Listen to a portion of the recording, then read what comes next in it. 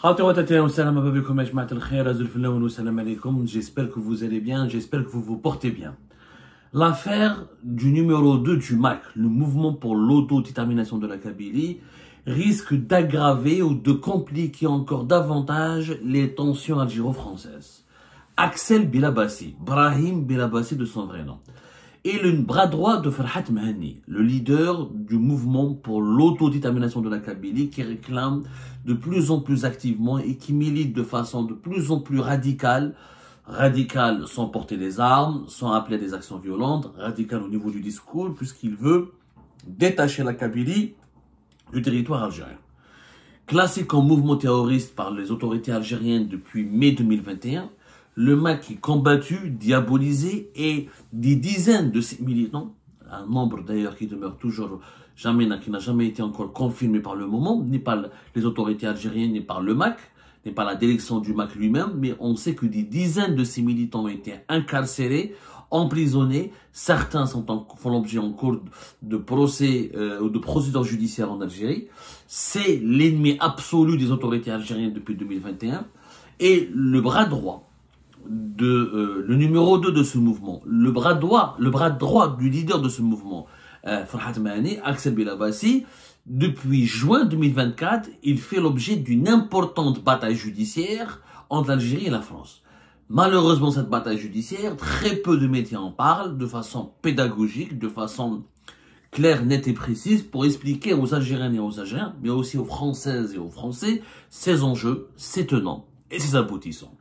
Hier, le 19 février 2025, la Cour d'appel de Paris, parce que c'est elle qui a été saisie par les autorités algériennes pour demander l'extradition. L'Algérie demande l'extradition d'Axel Bilabassi, Brahim Bilabassi. Elle demande son extradition pour qu'il puisse purger sa peine et qu'il puisse être jugé en Algérie. On a parlé à maintes reprises de cette affaire.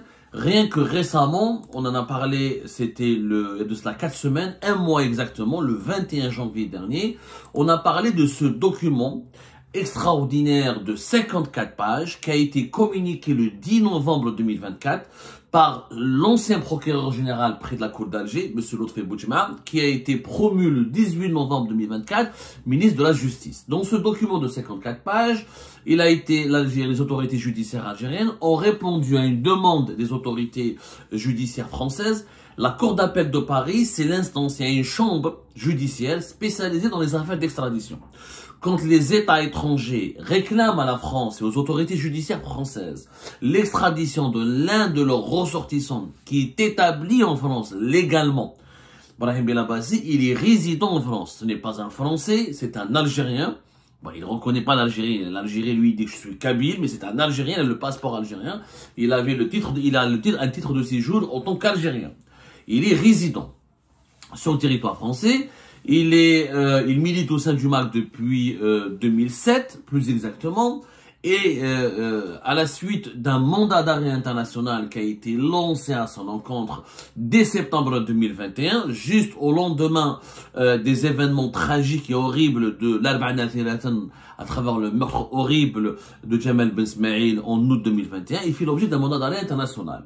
Depuis 2022, les autorités algériennes ne cessent de mettre de la pression et de relancer les autorités françaises pour procéder à l'extradition de Axel Bilabassi. Il a été arrêté fin juin 2024. D'abord, il a été placé sous contrôle judiciaire jusqu'à la fin de l'année pratiquement 2024. Ces mesures de contrôle judiciaire ont été assouplies et la Cour d'appel de Paris, elle a fait plusieurs séances pour étudier les pièces à conviction, les preuves de la demande d'extradition algérienne.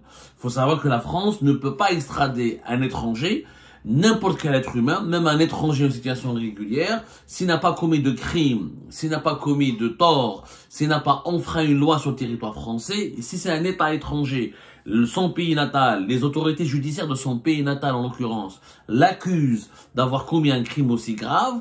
Là, on parle d'un crime de terrorisme, d'atteinte à la sécurité nationale, d'un crime, parce que le crime de Jamal Ben Smaïl, il a pris la qualification de crime terroriste par les autorités algériennes.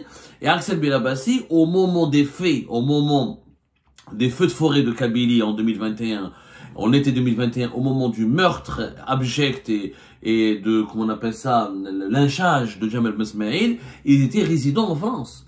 Il n'est pas retourné en Algérie, monsieur Axel Belabassi, depuis août 2019. Donc, les autorités françaises, à juste titre, ont demandé,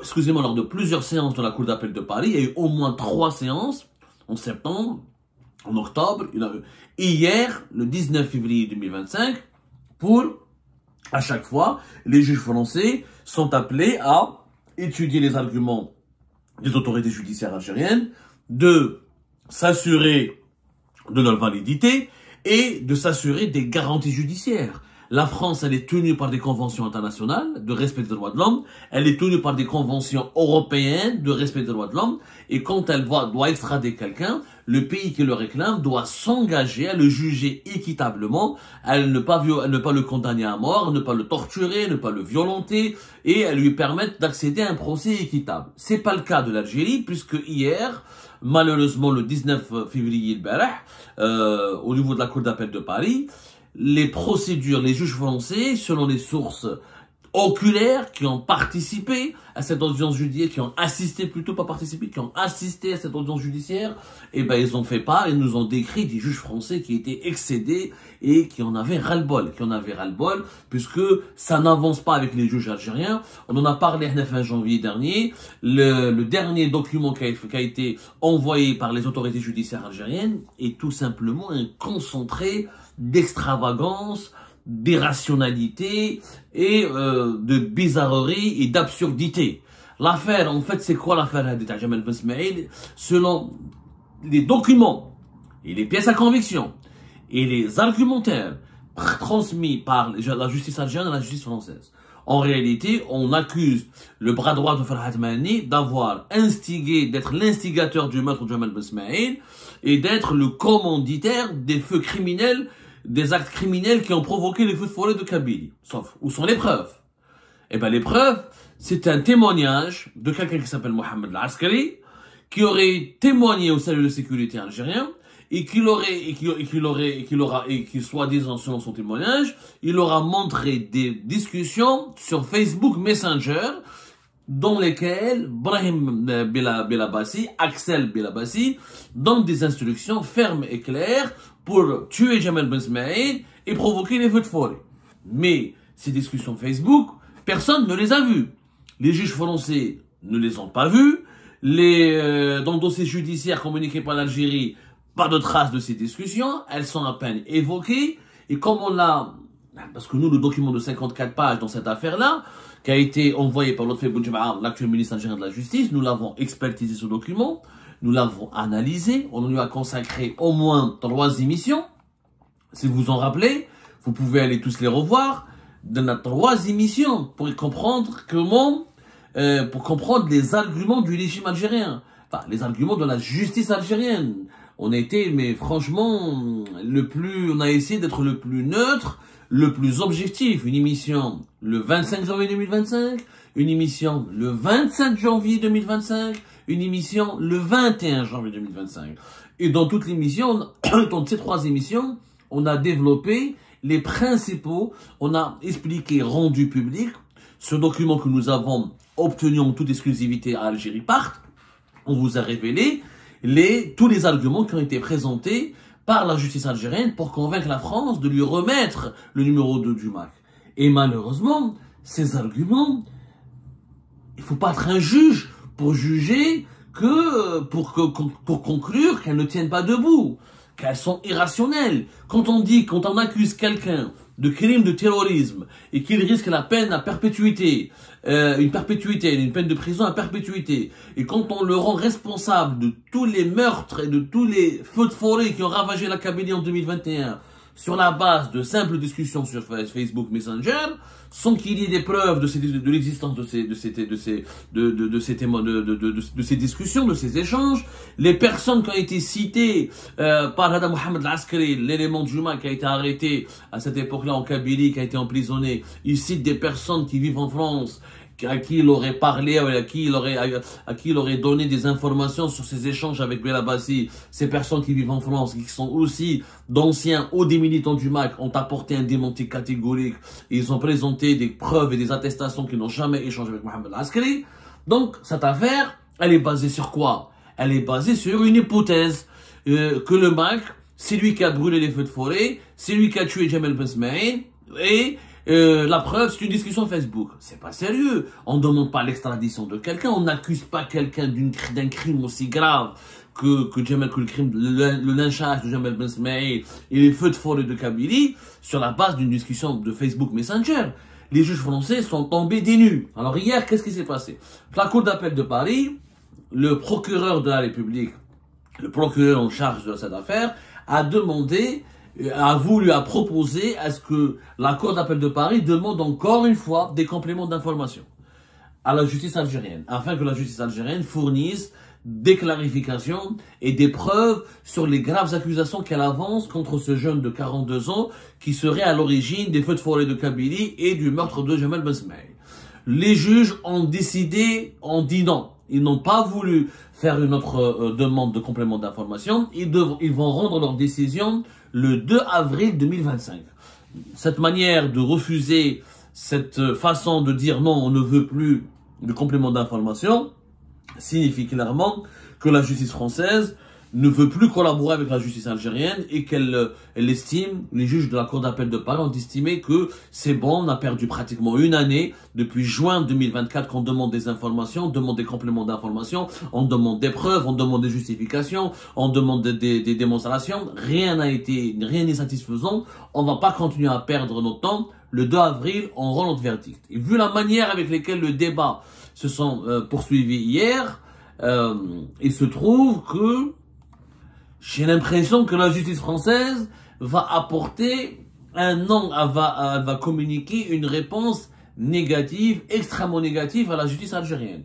Parce que les procédures lancées par la justice algérienne sont encore une fois absurdes et irrationnelles. Comment on peut accuser quelqu'un qui n'était pas physiquement présent sur le lieu du crime, n'était même pas présent dans la région où le crime a été commis, d'être l'instigateur de ce crime sur la base d'échanges sur Facebook, des échanges dont nous n'avons ni la preuve, ni la preuve de l'existence. Il n'y a eu que des transcriptions qui ont été communiquées et des traductions extrêmement mauvaises, erronées. Et on en a parlé dans les 3 émissions que nous avons lancées, que nous avons consacrées à ce sujet-là. Encore une fois, nous sommes pratiquement l'un des rares médias qui accorde de l'intérêt à cette affaire parce qu'elle est unique en son genre. C'est la première fois que la justice algérienne demande à la justice française d'extrader un haut responsable du MAC. Et c'était la première fois qu'un haut responsable du MAC a été placé sous contrôle judiciaire. D'abord une garde à vue de 24 heures, le fin juin 2024.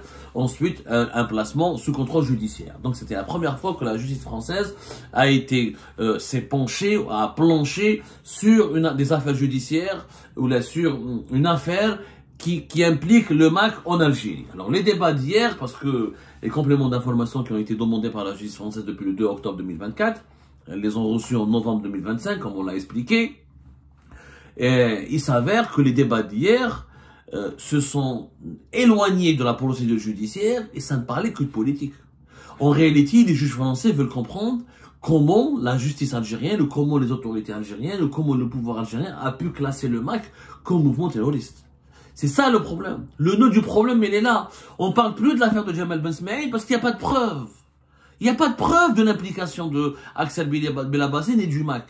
Maintenant, les juges français essaient de comprendre comment la justice algérienne, comment les autorités algériennes, comment le pouvoir algérien classe le MAC comme terroriste. Il faut savoir que, alors que l'Algérie demande, en réalité, il y a 2 demandes d'extradition contre Axel Belabassi en quelque sorte. Il y a une première demande pour l'affaire de Jamal Ben Smaïn pour qu'il soit jugé, et une deuxième demande dans le cadre de l'exécution d'un jugement qui a été prononcé le 24 novembre 2022 par le tribunal d'Alger et qui condamne Axel Belabassi pour les mêmes infractions, c'est-à-dire de participation à des crimes terroristes, etc. Et le lynchage toujours mortel, l'instigateur toujours le crime d'être le lynchage du mortel de Jamal Ben Smaïn, qui était âgé de 38 ans.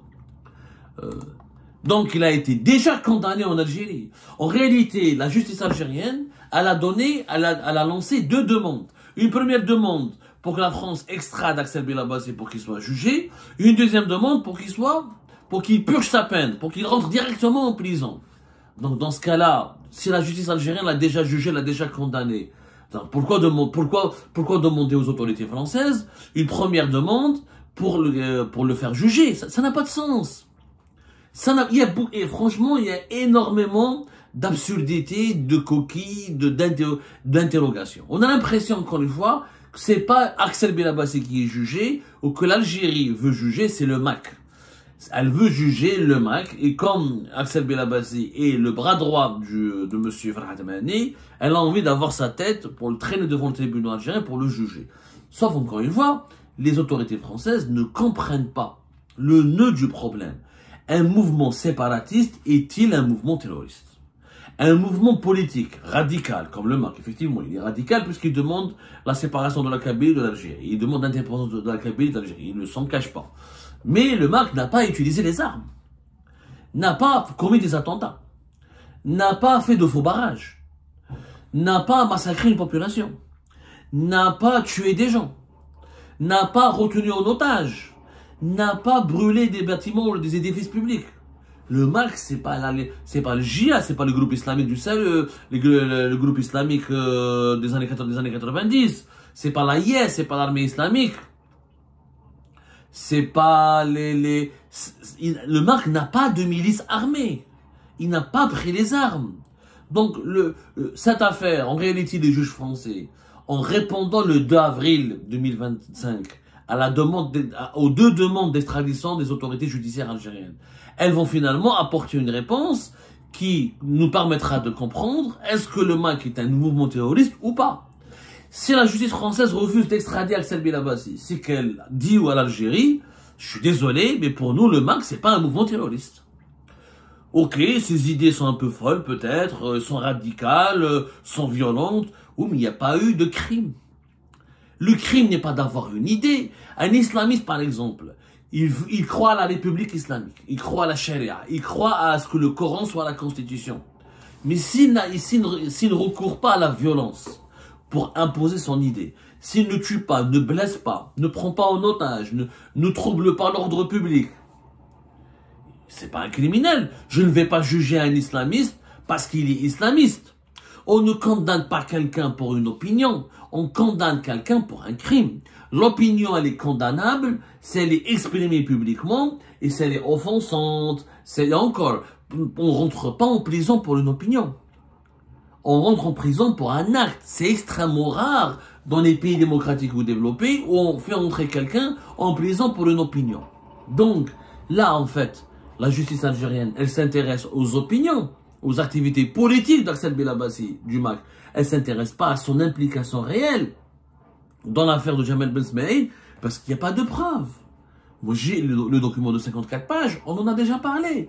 Discussion sur Facebook, il l'aurait dit, il l'aurait parlé, il a donné des instructions de loin. Quelles sont ces instructions? Rien, il n'y a pas de preuves matérielles. Où sont les militants du MAC à qui Axel Belabassi a donné des instructions? Oui, ils sont en prison en Algérie, ils ont parlé à la télé, ils ont été condamnés. Mais est-ce que réellement ce sont des militants du MAC? Personne ne peut le vérifier. Donc, c'est extrêmement compliqué de se prononcer juridiquement sur cette affaire, qui est une affaire politique. Et la Cour d'appel de Paris, elle a compris que c'est une affaire politique. C'est pour ça qu'elle ne veut plus demander de complément d'information. Et c'est pour ça que le 2 avril prochain, elle va rendre un verdict qui, d'après l'évolution des débats, parce qu'hier, on a parlé avec les personnes qui ont assisté à ces débats-là, du côté algérien comme du côté de la défense de M. Belabassi, on a parlé que de politique. On a parlé que de politique. Voilà. Et la justice française n'est pas compétente pour commenter la vie politique algérienne. Elle n'est compétente pour dire est-ce que cet individu a commis un crime, devrait être extradé, oui ou pas. Et le refus, probable, pour moi il est quasiment sûr que la justice française va refuser d'extrader M. Axel Belabassi.